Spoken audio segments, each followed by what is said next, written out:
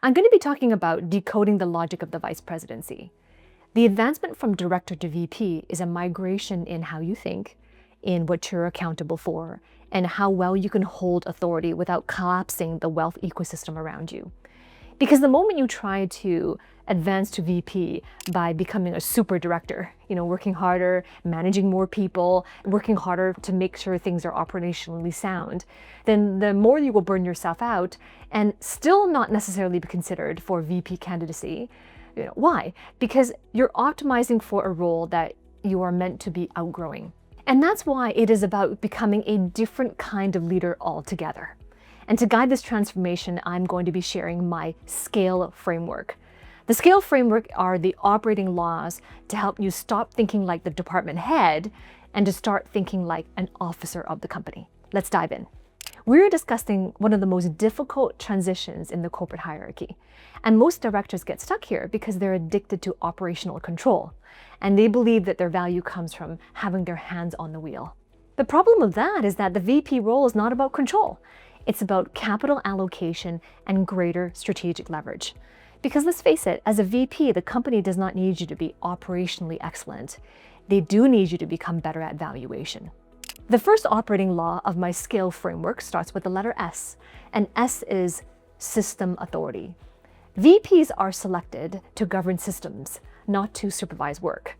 While directors are often evaluated by the health of their function, VPs are evaluated based on the health of the system that their function sits inside. And as a result of that, they are responsible and accountable for things like cross-functional dependencies, second-order effects, and all sorts of trade-offs that were invisible at the altitude of director. You see, VP authority is systemic. And that depends on your ability to create coherence, enterprise-level coherence, where the organization would otherwise break. And so the identity shift here is to shift from being a governor of functions and shift towards being a governor of systems. See, as a director, we're obsessed with optimization.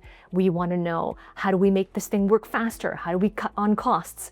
And as a VP, that optimization is the baseline. I mean, a portion of your role is going to be involved in optimization, cutting costs, making things more efficient, yes. But the more important part in the VP level role is visionary strategy. And visionary strategy is not just about planning. It is the art and the science of trade-offs.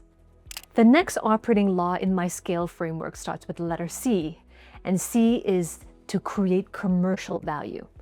You see, directors, they create a functional output. Marketing directors generate leads. Engineering directors generate improved and streamlined processes. HR directors deliver promises. However, a VP is not focused on functional output. They must focus on commercial value. And that's why it is crucial to be able to articulate the functional value of your system in terms of the P&L, the profit and loss statement. It would be wise to be able to articulate specifically how your department is an asset that appreciates, and to also have a solid understanding on how to build and invest in assets.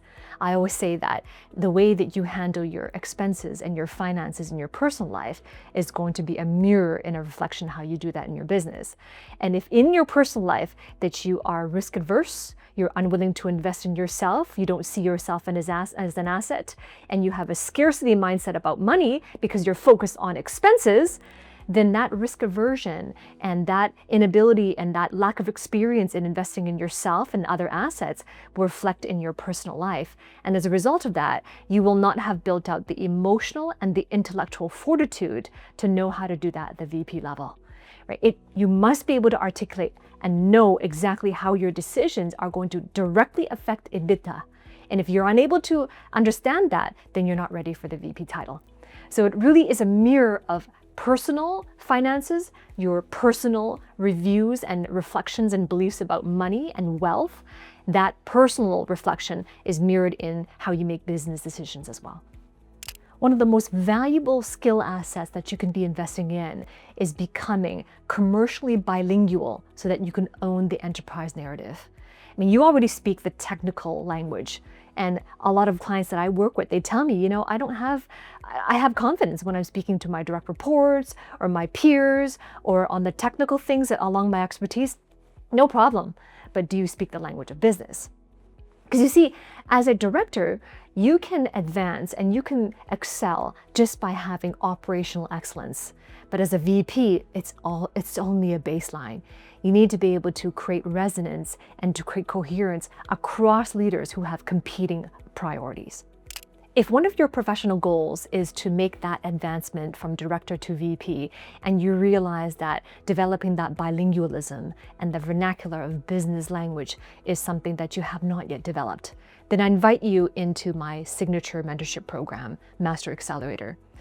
I have a series of trainings and high-level masterminds where I talk strictly about business acumen. How do you develop the business acumen to know exactly how to navigate your company's business model? How do you develop that type of political savviness? And how do you develop that bilingualism so that you can continue to speak the technical language of your peers and your direct reports, but also effectively know how to switch between that and gain the trust of your senior leaders, your senior executives, while at the same time translating that to your direct reports and the teams that are working beneath you?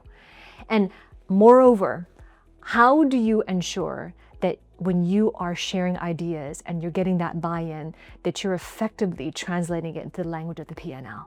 So this is a skill that you are serious about developing. Then click the link below this video, speak to one of my trusted career advisors, and we're gonna just a conversation to understand your goals, your situation, the context of the company that you work for. And then if you get invited, if it's the right fit and you're invited into my mentorship, then I will personally guide you in this business acumen journey. My team and I will back you as well, and I look forward to working with you on the inside. Operating law letter A is to alter the wealth ecosystem. VPs alter the landscape to create greater value. To understand this, let's turn to biology of a specific species. In nature, most organisms just merely survive the landscape, but a beaver is a niche constructor, which means that if you take a look at the habitat of a beaver, they live in wetlands, but they don't merely survive the landscape.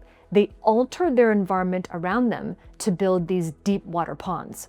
So what they've done is they turn a stream of water, which was equivalent to cash flow, they build the dam, and they turn that transient stream of water into deep water ponds, which is equity. And that pond is not just their home, it's a wealth ecosystem for other species to survive and thrive in that. It becomes a brand new wealth ecosystem. So as a VP, it's not just about swimming the current, it's about altering the environment to create greater value. The key is to focus on 3 dimensions of this construction. The first dimension is the winter cache, which is for protection and reserves. Going back to the beaver is building deep water ponds to store food caches and to protect themselves from predators. And that's for protection and reserves. So for example, while directors are focusing on Q3 revenue, the VP must think longer than that. The VP focuses on solvency and resilience. In other words, are you building the operational reserves to protect the company when winter comes? Are you creating insulation to protect against volatility? So this is solvency and resilience. The second dimension of construction is ecological inheritance. This is the longevity piece, right? A beaver dam can last for decades, and it gets passed down to its descendants, who then inherit this resource-rich environment. This is the purest definition of intergenerational wealth. So in your company as a VP, one question to ask yourself is, if you were ever to leave the system, will that system continue to generate wealth and continue as a result of infrastructure that you've built? If so, then you're an executive. The key is to building systems that outlive your tenure. The third dimension of construction is biodiversity. This is talent attraction. A beaver dam supports all sorts of life. You got birds, you got fish, you have insects, and all sorts of life. It attracts life. A wealth ecosystem, by that regard, attracts talent.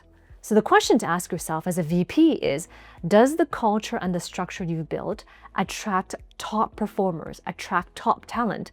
Or do you have to hunt for them? This is time, if you're making this transition to VP, that you shift your mindset to stop harvesting resources and instead architecting the environment that generates resources to build that dam. Operating law letter L is to leverage cross-functional capital. Many directors, they treat their companies like a generic workplace. I had a client coming into my mentorship where he was on the queue to becoming a VP, and he was being groomed in some ways to make that transition. And we were having a conversation, and he was talking about leading his direct reports to delegate some of the roles that the responsibilities he was having. And he had this discussion with me and saying, well, we got to present it career growth in terms of technical track or management track, right? And this lingo has been going around for years, and young career entrants are thinking about, and when they're planning for the future, they're taught to think about a bifurcation of the career journey in terms of, well, are you going to go down this technical side or people management side? And then so here I had this director level client who was talking to me about this, and it just created so much constraint in his ability to be able to understand how to navigate his growth inside of his company. And as a result of that, it created a lot of blind spots in really understanding his company. And that's the thing. If you are looking at your company in the generic workplace lens, then it's going to create a lot of blind spots to really understand the specific context that you are working in. VPs understand that every business is a unique political and economical organism. And that's because every business has a very specific gravity. For example, a founder-led startup has a very different nervous system compared to a publicly traded conglomerate. So you gotta be aware of yourself. Like, how well do you understand the specific business model of your company? And how well can you effectively navigate the decision-making power that is involved in the contextual dynamics of your organization? You cannot leverage a machine until you understand its schematic. And the VP is an expert in enterprise architecture. You must be able to navigate the infrastructure, the reporting lines, and the political currents in your entity in order to move resources across the divides. You don't just play the game. You got to understand the specific rules of the board that you're playing on. And that's why in my signature mentorship, Mastery Accelerator, I go deep into teaching enterprise architecture so that you can understand the specifics of your enterprise. And when you do, I'm going to teach you how to navigate the political undercurrents, how to grow your career, and who to connect to and how to do so that you can really move resources and achieve resources and buy in for resources when the time comes. Operating law letter E is to embody appropriate presence. So now we turn to looking at the VP's energetic signature. Most people talk about achieving executive presence as though that were the final goal, the most important thing. And they talk about executive presence as a generic state. But it's not generic at all. It's situational, which means that the presence required to be a great director is fundamentally different from the presence required to be an effective VP. To understand what is the appropriate presence, let's turn to the science, the physics of hierarchy and motion. The law of physics here states that the higher the altitude, the lower the visible motion. First, let's look at the appropriate presence of a director. As a director, your presence is driven by heat and motion. In other words, it's kinetic. So as a director, your presence needs to be there. You're close to the friction. You're driving the pace. You are visible and energetic. If you're too detached here, you can appear aloof. Contrast this with the appropriate presence of a VP. As a VP, your presence is defined by weight and stillness. In other words, it's gravitational. You are the sovereign on the throne. In other words, you're no longer driving the chariot, you're drawing the map. So appropriate presence here means adjusting and pivoting your presence to match the role. It means calibrating your energy to your altitude and transitioning from being the force that pushes the boulder into being gravity that aligns the whole orbit. And when you do this well, thinking is no longer about expertise, but it's with greater agility Communication is no longer about volume, but is with greater finality. And leadership is no longer about speed of action, it's with greater intentionality. The title of vice president is not always an award for doing the directorship role well. It is, though, a recognition that you have moved your identity into your next level of cognitivistics. In other words, that's how you think, how you speak, and how you lead with influence.